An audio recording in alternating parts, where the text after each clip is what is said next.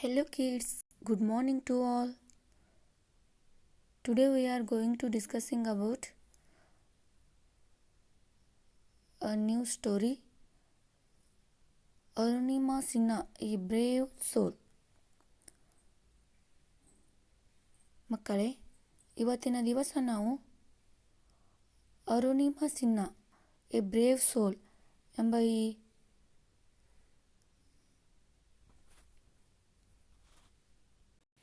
ಈ ಕಥೆಯನ್ನು ನೋಡೋಣ. ಅರುಣಿಮಾ ಸಿನ್ಹಾ ಯಾರು, ಅವಳ ಕತೆ ಏನಾಯಿತು ಎಂಬುದನ್ನು ಈ ಒಂದು ಅವಧಿಯಲ್ಲಿ ನೋಡೋಣ ಮಕ್ಕಳೇ. Arunima Sinha was a volleyball player. Once he was thrown out of a moving train. Arunima Sinha ಅವಳೊಬ್ಬಳು ಆಟಗಾರ್ತಿಯಾಗಿದ್ಲು. Arunima Sinha ಏನಾಗಿದ್ಲು? ಒಬ್ಬಳು ಆಟಗಾರ್ತಿ. ಒಂದ್ಸಲ ಚಲಿಸುತ್ತಿರುವ ರೈಲಿನಿಂದ ಅವಳನ್ನು ಆಚೆ ಎಸೆಯುತ್ತಾರೆ. ಮೂವಿಂಗ್ ಟ್ರೈನ್ ಅಂದರೆ ಚಲಿಸುತ್ತಿರುವ ಟ್ರೈನ್. ಆ ಚಲಿಸುತ್ತಿರುವ ಟ್ರೈನ್ನಿಂದ ಅವಳನ್ನು ಆಚೆ ಎಸೆಯುತ್ತಾರೆ, ಅಂದರೆ ಹೊರಗೆ ಬಿಸಾಕುತ್ತಾರೆ. She was rushed to hospital. She was badly injured. ಅವಳನ್ನು ಆಸ್ಪತ್ರೆಗೆ ತಂದು ದಾಖಲಿಸುತ್ತಾರೆ. She was badly injured. ಅವಳಿಗೆ ತುಂಬ ಗಾಯ ಆಗಿರುತ್ತದೆ.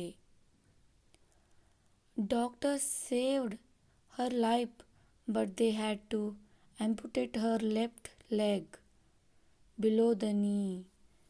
ವೈದ್ಯರು ಅವಳ ಜೀವವನ್ನು ಅಥವಾ ಪ್ರಾಣವನ್ನು ಉಳಿಸುತ್ತಾರೆ, ಆದರೆ ಅವಳ ಎಡಗಾಲನ್ನು ಆಂಪುಟೇಟ್ ಮೀನ್ಸ್ ಅಂದರೆ ಏನಿಲ್ಲಿ ಸರ್ಜರಿ ಏನು ಮಾಡ್ತಾರೆ ಮಕ್ಕಳೇ? Cut off leg or arms by surgery. ಅವಳ ಎಡಗಾಲನ್ನು ಸರ್ಜರಿ ಮಾಡುತ್ತಾರೆ ಮಕ್ಕಳೇ. ಬಿಲೋ ದ ನೀ ಅಂದ್ರೇನು? ಮೊಳಕಾಲಿನ ಕೆಳಗೆ. ಮೊಳಕಾಲಿನ ಕೆಳಗಿನ ಭಾಗವನ್ನು ಏನು ಮಾಡ್ತಾರೆ ಅವರು? ತೆಗೆದು ಬಿಡ್ತಾರೆ ಮಕ್ಕಳೇ. Arunima decided to scale Mount Everest while she was on the hospital bed. Arunima ನಿರ್ಧಾರ ಮಾಡುತ್ತಾಳೆ. ಸ್ಕೇಲ್ ಅಂದರೆ ಏನಿಲ್ಲಿ? ಹತ್ತುವುದು. ಏನು ಹತ್ತುವುದು? Mount Everest. ನೋಡಿರಿ, ಅರುಣಿಮಾ ಮೌಂಟ್ ಎವರೆಸ್ಟನ್ನು ಹತ್ತಬೇಕೆಂಬ ನಿರ್ಧಾರ ಮಾಡುತ್ತಾಳೆ. ಯಾವಾಗ ಅಂದರೆ she was on the hospital bed. ಇನ್ನೂ ಆಸ್ಪತ್ರೆಯಲ್ಲಿ ಚಿಕಿತ್ಸೆಯನ್ನು ಪಡೆಯುತ್ತಿರುವಾಗಲೇ ಅವಳು ನಿರ್ಧಾರ ಮಾಡುತ್ತಾಳೆ. ಏನಂತ ಅಂದರೆ ಮೌಂಟ್ ಎವರೆಸ್ಟ್ ಶಿಖರವನ್ನು ಹತ್ತಬೇಕೆಂಬುದನ್ನು ನಿರ್ಧರಿಸುತ್ತಾಳೆ. Tata Steel adventure foundation conducted a training camp. Tata Steel adventure foundation ಒಂದು ತರಬೇತಿ ಕೇಂದ್ರ ಪ್ರಾರಂಭಿಸುತ್ತಾರೆ, ಅಂದರೆ ತರಬೇತಿ ಶಿಬಿರ. ಅಂದರೆ ಮೌಂಟ್ ಎವರೆಸ್ಟ್ ಶಿಖರವನ್ನು ಹತ್ತುವ ಕುರಿತು ಟ್ರೈನಿಂಗನ್ನು ಅಲ್ಲಿ ಕೊಡ್ತಾ ಇರ್ತಾರೆ. She joined it. ಅವಳು ಅಲ್ಲಿ ಸೇರುತ್ತಾಳೆ ಮಕ್ಕಳೇ. Bachendri Pal, the first Indian lady to scale Mount Everest, trained Arunima. Bachendri Pal ಯಾರು ನಿಮಗೆ ಗೊತ್ತಿದೆನಾ ಮಕ್ಕಳೇ? ನೋಡಿದ್ದೀರಿ ಅವರನ್ನು? ಅಂದರೆ ಮೌಂಟ್ ಎವರೆಸ್ಟ್ ಶಿಖರವನ್ನು ಏರಿದ ಮೊದಲ ಭಾರತೀಯ ಮಹಿಳೆ ಅಂತ ನಾವು ಬಚೇಂದ್ರಿ ಪಾಲ್ ಅವರನ್ನು ಕರೆಯುತ್ತೇವೆ ಮಕ್ಕಳೇ. ಇವರು ಅರುಣಿಮಾ ಸಿನ್ಹಾ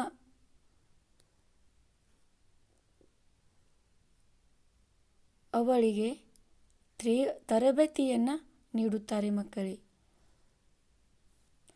ನೀವು ಬಚೇಂದ್ರಿ ಪಾಲನ್ನು ನೋಡಿದ್ದೀರಿ ಅಥವಾ ನೋಡದೇ ಇರಬಹುದು. ಈಗ ನಾವು ಅವರನ್ನು ನೋಡೋಣ ಮಕ್ಕಳೇ.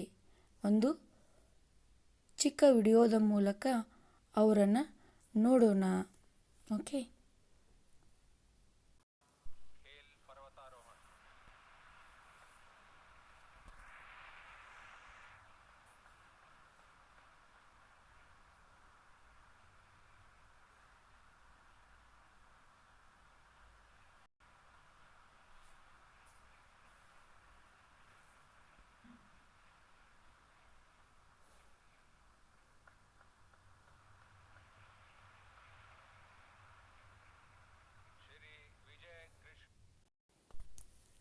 ಮಕ್ಕಳೇ, ಬಚೇಂದ್ರಿ ಪಾಲ್ ಅವರನ್ನು ನೋಡಿದಿರಲ್ವ? ರಾಷ್ಟ್ರಪತಿ ರಾಮನಾಥ್ ಕೋವಿಂದ್ ಅವರಿಂದ ಪದ್ಮಭೂಷಣ ಪ್ರಶಸ್ತಿಯನ್ನು ತೆಗೆದುಕೊಳ್ಳುತ್ತಿರುವ ವ್ಯಕ್ತಿಯೇ ಬಚೇಂದ್ರಿ ಪಾಲ್. ನೋಡಿದಿರಲ್ವ? ಇವರೇ ಮೌಂಟ್ ಎವರೆಸ್ಟನ್ನು ಏರಿದ ಮೊದಲ ಭಾರತೀಯ ಮಹಿಳೆ ಎಂಬ ಹೆಗ್ಗಳಿಕೆಗೆ ಪಾತ್ರರಾಗಿದ್ದಾರೆ ಮಕ್ಕಳೇ. ಇವರು ಅರುಣಿಮಾ ಸಿನ್ಹಾ ಎಂಬ ಯುವತಿಗೆ ಮೌಂಟ್ ಎವರೆಸ್ಟ್ ಶಿಖರವನ್ನು ಏರುವಂತಹ ತರಬೇತಿಯನ್ನು ನೀಡುತ್ತಾರೆ ಮಕ್ಕಳೇ. ಮುಂದೆ ಏನಾಗುತ್ತೆ ನೋಡೋಣ ಮಕ್ಕಳೇ. Her expedition to Mount Everest was full of challenges. ಅವಳ ಒಂದು ಎಕ್ಸ್ಪಿಡಿಷನ್ ಏನಾಗಿತ್ತಂದರೆ ಮೌಂಟ್ ಎವರೆಸ್ಟನ್ನು ಹತ್ತುವುದೇ ಚಾಲೆಂಜ್ ಆಗಿತ್ತು ಮಕ್ಕಳೇ. She struggled all through the expedition. Every step was dangerous. She had problems with her artificial leg. ನೋಡ್ರಿ, ಮೌಂಟ್ ಎವರೆಸ್ಟನ್ನು ಹತ್ತಬೇಕಾದ್ರೆ ತುಂಬ ಸ್ಟ್ರಗಲ್ ಮಾಡಿದರು, ಅವರು ಹೋರಾಟ ಮಾಡಿದರು. ಬೇರೆಯವ್ರ ಜೊತೆಗೆ ಅಲ್ಲ, ತಮ್ಮ ಜೊತೆಗೆ ತಾವು ಪ್ರತಿಯೊಂದು ಹಂತದಲ್ಲಿ ಅವರು ಕಠಿಣ ಅಪಾಯಗಳನ್ನು ಎದುರಿಸುತ್ತಾ ಮೌಂಟ್ ಎವರೆಸ್ಟನ್ನು ಹತ್ತಲು ಪ್ರಯತ್ನಿಸಿದರು. She had problems with her artificial leg. Artificial leg ಅಂದರೆ ಕೃತಕ ಕಾಲ. ಅವರು ಎಡಗಾಲನ್ನು ಸರ್ಜರಿ ಮಾಡಿದ್ರಲ್ವ, ಅವರು ಕೃತಕ ಕಾಲವನ್ನು ಹಾಕಿಕೊಂಡು ಮೌಂಟ್ ಎವರೆಸ್ಟನ್ನು ಹತ್ತಲು ಪ್ರಯತ್ನಿಸುತ್ತಾರೆ. Sometimes her legs started bleeding. ಕೆಲವೊಂದು ಸಾರಿ ಅದೇನಾಗುತ್ತೆ ಅಂದರೆ ಆರ್ಟಿಫಿಷಿಯಲ್ ಲೆಗ್ ಅಂದರೆ ಅಲ್ಲಿಂದ ಗಾಯ ಆಗಿ ರಕ್ತಸ್ರಾವ ಆಗುತ್ತದೆ ಮಕ್ಕಳೇ. ರಕ್ತ ಸುರಿತಾ ಇರುತ್ತೆ, ಹೊರಗಡೆ ಬರ್ತಾ ಇರುತ್ತೆ. C didn't care. ಅವರು ಕಾಳಜಿನೇ ವಹಿಸೋದಿಲ್ಲ. ಆ ರಕ್ತಸ್ರಾವದ ಕಡೆ ನೋಡಿ ಕಾಳಜಿ ವಹಿಸೋದಿಲ್ಲ, ಕೇರ್ ಮಾಡೋದಿಲ್ಲ. ಅವರ ಗುರಿ ಏನಾಗಿರುತ್ತದೆ? ಮೌಂಟ್ ಎವರೆಸ್ಟನ್ನು ಹತ್ತುವುದೇ ಆಗಿರ್ತದೆ. She was a brave girl. Brave means ಧೈರ್ಯಶಾಲಿ, ಕರೇಜ್. ಅವ್ರು ಹೇಗಿರ್ತಾರಂದರೆ ತುಂಬ ಧೈರ್ಯಶಾಲಿ. ಎಷ್ಟೇ ಕಷ್ಟಗಳು ಬಂದರೂ ಅಡ್ಡಿ ಆತಂಕಗಳಾದರೂ ಕೂಡ ಹೆದರದೆ ತಾವು ಮೌಂಟ್ ಎವರೆಸ್ಟನ್ನು ಹತ್ತುವ ಒಂದು ಗುರಿ ಏನಾಗಿರುತ್ತೆ ಅವ್ರದ್ದು ದೃಢ ಸಂಕಲ್ಪದಿಂದ ಕೂಡಿರುತ್ತದೆ ಮಕ್ಕಳೇ. Little oxygen was left in the cylinder.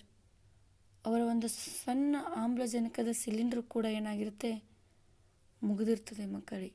People advised her to stop the expedition.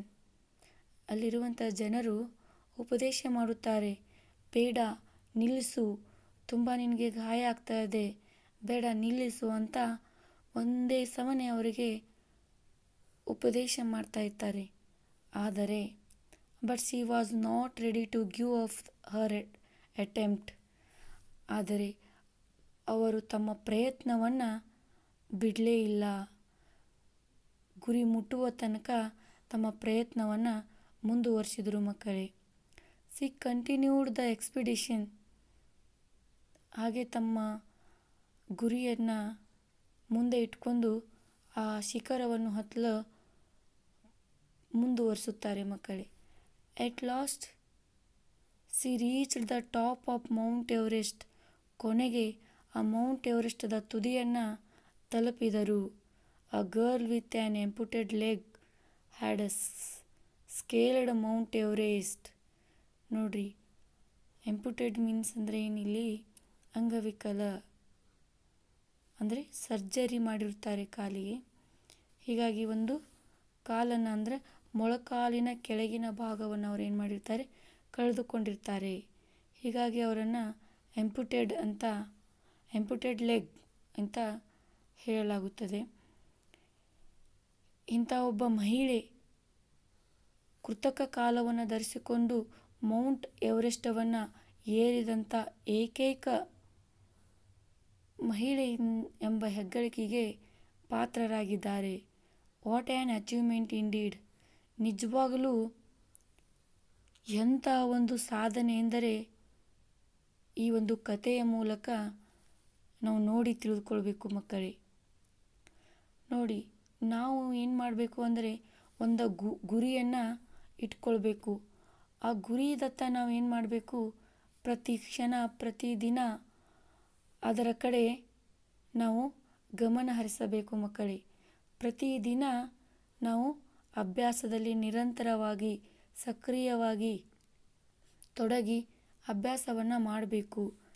ಇವತ್ತೇನಾದರೂ ನಮಗೆ ಬೇಜಾರಾಯಿತು, ಮಾಡಲಿಕ್ಕೆ ಅಸಾಧ್ಯವಾಗುತ್ತೆ ಅಂತ ಬಿಡಬಾರ್ದು ಮಕ್ಕಳೇ. ಸತತ ಪ್ರಯತ್ನ ಮಾಡಿದೇ ಆದರೆ ಯಶಸ್ವಿಯಾಗುವುದು ಖಚಿತ ಮಕ್ಕಳೇ. ನಾವು ಒಳ್ಳೆಯ ಅಂಕಗಳನ್ನು ಪಡೆಯಬೇಕಾದರೆ ಪ್ರತಿದಿನ ಅಭ್ಯಾಸ ಮಾಡಿದ್ದೇ ನಿಜ. ಆದರೆ ವಾರ್ಷಿಕ ಪರೀಕ್ಷೆಯಲ್ಲಿ ಉತ್ತಮ ಅಂಕಗಳನ್ನು ಪಡೆದು ರ್ಯಾಂಕ್ ಲಿಸ್ಟ್ನಲ್ಲಿ ಇರುತ್ತೇವೆ. ಹೀಗೆ ನೀವು ಮುಂದೆ ಏನು ಆಗಬೇಕೆಂಬುದನ್ನು ಒಂದು ಗುರಿಯನ್ನು ಇಟ್ಕೊಳ್ಳಿ, ಏಮನ್ನು ಇಟ್ಕೊಳ್ಳಿ. ಅದರ ಕಡೆ ನೀವು ಗಮನ ಹರಿಸಿ ಪ್ರತಿದಿನ ಅಭ್ಯಾಸ ಮಾಡಿ, ನಿರಂತರ ಅಭ್ಯಾಸ ಮಾಡಿ ಆ ಗುರಿಯನ್ನು ಮುಟ್ರಿ. ಸ್ವಾಮಿ ವಿವೇಕಾನಂದರು ಒಂದು ಮಾತನ್ನು ಹೇಳ್ತಾರೆ, ಏಳಿ ಎದ್ದೇಳಿ ಎಚ್ಚರಗೊಳ್ಳಿ, ನಿಮ್ಮ ಗುರಿಯನ್ನು ಮುಟ್ಟುವ ತನಕ ನಿಲ್ಲದಿರಿ ಅಂತ ಹೇಳ್ತಾರೆ ಮಕ್ಕಳೇ. ನಮ್ಮ ಗುರಿ ಒಳ್ಳೆಯ ಡಾಕ್ಟರ್ ಆಗಬೇಕು, ಇಂಜಿನಿಯರ್ ಆಗಬೇಕು, IAS ಆಗಬೇಕು, IPS ಆಗಬೇಕು, ಒಳ್ಳೆ ವಕೀಲನಾಗಬೇಕು, ಶಿಕ್ಷಕನಾಗಬೇಕು ಅಥವಾ ಉತ್ತಮ ಪ್ರಜೆಯನ್ನಾಗಬೇಕು. ಯಾವ ಒಂದು ಗುರಿಯನ್ನು ಇಟ್ಕೊಳ್ಬೇಕೆಂಬುದನ್ನು ನೀವು ನಿರ್ಧಾರ ಮಾಡಿಕೊಳ್ಳಿ ಮಕ್ಕಳೇ. ಆ ಗುರಿಯ ಸಲುವಾಗಿ ಸತತ ಪ್ರಯತ್ನ ಮಾಡಿ.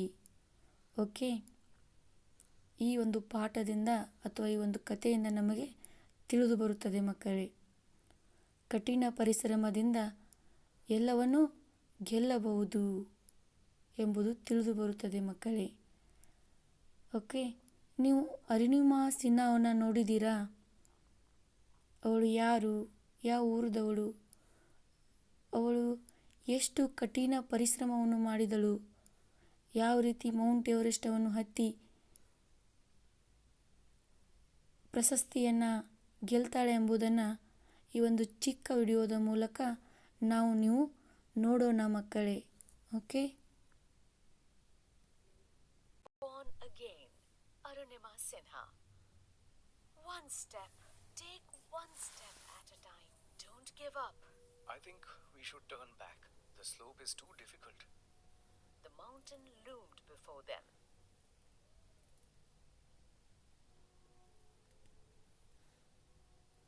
As she continued the climb, Arunima's thoughts went back to the incident on 11 April 2011. It had changed her life completely. Hand over your bag and gold chain, now.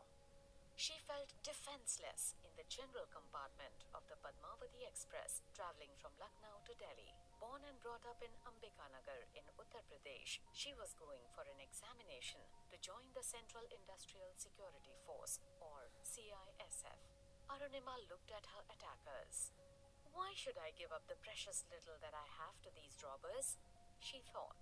She clutched her bag tightly and moved away from the gang. The robbers tried to snatch her bag. She resisted and fought back, but she was overpowered. They then pushed her out of the running train As she lay on the tracks, unable to move due to the severe injuries she received from her fall, another train from the opposite direction ran over her leg and she lost consciousness.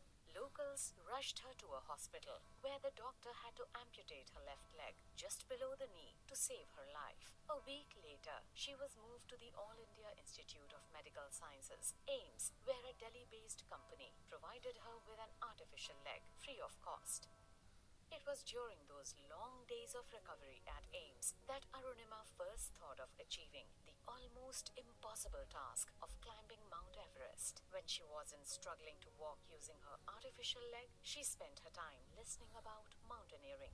Arunima loved reading about the challenges faced by climbers who had conquered Mount Everest. She had always loved sports and had been a national volleyball player. Now, she dared to dream about climbing the highest mountain with her artificial leg. Arunima summoned courage and met Bachendri Pal, the first Indian woman to climb Mount Everest, for advice. Bachendri Pal told Arunima, Arunima, in this condition, you have made such a huge decision. Know that you have already conquered your inner Everest. Now, you need to climb the mountain only to show the world what you are made of. On receiving an encouraging response, Arunima signed up for training under Bachendri Pal at the Uttarkashi camp of the Tata Steel Adventure Foundation, TSAF, in 2012. As part of her training, she had to climb smaller mountains, which included the Island Peak, 6,189 meters. All fine, Arunima? This time, it was the concerned voice of her instructor, Susain Mahato, which broke into her thoughts. Yes, Susain, I'm fine. Brave words. For as she entered what is known as the death zone, 8,000 meters above sea level, her legs were refusing to obey her. The death zone was so named as it had claimed the lives of many aspiring mountaineers. She was almost numb with pain, and each step was an effort as her artificial limb posed new problems one after the other. Seeing her struggle, the Sherpa again spoke. Madam, we should turn back. No, that's not an option, Arunima replied. I want to complete the climb today. Her artificial leg was constantly troubling her as it cut into the flesh on her leg. Sharp ridges rose over the icy slopes before her. She must climb over them, step by step. One false move and she could fall into a deep crevice below. She took a deep breath and pressed on. Just a bit more and you'll be there, she told herself. And then she was on the summit, on top of the highest mountain in the world. The day 21 May 2013 will remain etched in her memory forever. She had done it. She was the second amputee in the world to have climbed Mount Everest, the first being Rhonda Graham from USA. In December 2014, in a grand ceremony, the Prime Minister of India released the book Born Again on the Mountain, written by Arunima on her experience of scaling Mount Everest. In 2015, she was awarded the Padma Shri. She was also honored with the Tenzing Norgay Award in 2016 and the First Lady Award in 2018. Arunima runs a non-profit school for the underprivileged and specially abled children. The school, Shahid Chandrasekhar Azad Viklang Khel Academy, is Arunima's life. In her words, failure is not when we fall short of achieving our goals. It is when we don't have goals worthy enough. ಮಕ್ಕಳೇ, ನೋಡಿದ್ದೀರಲ್ವ ಅರುಣಿಮಾ ಸಿನ್ಹಾ ಯಾರು ಅಂತ ಗೊತ್ತಾಯ್ತಲ್ವ? ಅವರು ಯಾವ ರೀತಿ ಕಠಿಣ ಶ್ರಮವನ್ನು ಪಟ್ಟು the Mount Everest ಶಿಖರವನ್ನು ಹತ್ತಿದ್ದರು ಎಂಬುದು ಈ ಒಂದು ಚಿಕ್ಕ ವಿಡಿಯೋದ ಮೂಲಕ ನಮಗೆಲ್ಲರಿಗೂ ತಿಳಿಯಿತಲ್ವ? ಓಕೆ, ಹಾಗೆ ಅವರು ಯಾವ ಪ್ರಶಸ್ತಿಗಳನ್ನು ಯಾವ ವರ್ಷದಲ್ಲಿ ಪಡೆದುಕೊಂಡರು ಎಂಬುದು ಈ ಒಂದು ವಿಡಿಯೋದ ಮೂಲಕ ನಿಮಗೆಲ್ಲರಿಗೂ ತಿಳಿಯಿತು. ನೀವೇನು ಮಾಡಬೇಕು ಅಂದರೆ ಈಗ ಮೌಂಟ್ ಎವರೆಸ್ಟ್ ಶಿಖರವನ್ನು ಏರಿದಂಥ ಭಾರತೀಯ ಮಹಿಳೆಯರ್ಯಾರು, ಪುರುಷರ್ಯಾರು ಹಾಗೂ ಪ್ರಪಂಚದಲ್ಲಿ ಏರಿದಂಥ ಮೌಂಟ್ ಎವರೆಸ್ಟ್ ಏರಿದಂಥ ಮೊದಲಿಗರ್ಯಾರು ಇಲ್ಲಿಯವರೆಗೆ ಎಷ್ಟು ಜನ ಮೌಂಟ್ ಎವರೆಸ್ಟನ್ನು ಏರಿದ್ದಾರೆ ಎಂಬುದನ್ನು ಕುರಿತು ಒಂದು ಪಟ್ಟಿಯನ್ನು ರಚಿಸಿ. ನಿಮಗೆಲ್ಲರಿಗೂ ಗೊತ್ತಿರಬೇಕು, ಪ್ರಪಂಚದಲ್ಲಿಯೇ ಅತ್ಯಂತ ಎತ್ತರವಾದ ಶಿಖರ ಯಾವುದಂದರೆ ಈ ಮೌಂಟ್ ಎವರೆಸ್ಟ್. ಓಕೆ, ಈ ಶಿಖರವನ್ನು ಮೊದಲು ಏರಿದವರು ಯಾರಂದರೆ ಎಡ್ಮಂಡ್ ಹಿಲರಿ ಮತ್ತು ತೇನ್ಸಿಂಗ್ ನೋರ್ಗೆ. ಓಕೆ, ಹಾಗೂ ಮೌಂಟ್ ಎವರೆಸ್ಟ್ ಶಿಖರ ಏರಿದ ಮೊದಲ ಭಾರತೀಯ ಮಹಿಳೆ ಯಾರಂತ ನಿಮಗೆ ಈಗಾಗಲೇ ಗೊತ್ತಾಗಿದೆ. ಯಾರು ಹೇಳಿ? ಬಚೇಂದ್ರಿ ಪಾಲ್. ಹಾಗೂ ಈ ಕೃತಕ ಕಾಲನ್ನು ಧರಿಸ್ಕಂದ್ರೆ ಅಂಗವಿಕಲ ಮಹಿಳೆಯಾಗಿ ಮೌಂಟ್ ಎವರೆಸ್ಟನ್ನು ಏರಿದಂಥ ಎರಡನೇ ಮಹಿಳೆ ಅಂತ ಎಂಬ ಹೆಸರನ್ನು ಪಡೆದುಕೊಂಡವರು ಯಾರಂದರೆ ಅರುಣಿಮಾ ಸಿನ್ಹಾ. ತಮಗೆಲ್ಲ ಗೊತ್ತಾಯ್ತಲ್ವ ಮಕ್ಕಳೇ? ಓಕೆ, ನೀವು ಮೌಂಟ್ ಎವರೆಸ್ಟ್ ಶಿಖರವನ್ನು ಏರಿದಂಥ ಇಲ್ಲಿಯವರೆಗೆ ಯಾರು ಎಂಬುದನ್ನು ಪಟ್ಟಿ ಮಾಡಿ, ಹಾಗೂ ಈ ಮೌಂಟ್ ಎವರೆಸ್ಟನ್ನು ಬಿಟ್ಟು ಇನ್ನುಳಿದ ಅತಿ ಎತ್ತರದ ಶಿಖರಗಳು ಯಾವುವು ಎಂಬುದನ್ನು ಪಟ್ಟಿ ಮಾಡಿ. ಓಕೆ, ಹಾಗೂ ಈ ಪಠ್ಯಪುಸ್ತಕದಲ್ಲಿರುವ ಚಟುವಟಿಕೆಗಳನ್ನು ಕೂಡ ನೀವು ಪೂರ್ಣಗೊಳಿಸಿ ಪಕ್ಕದಲ್ಲಿ ಬರೆಯಿರಿ. ಓಕೆ, ಧನ್ಯವಾದಗಳು.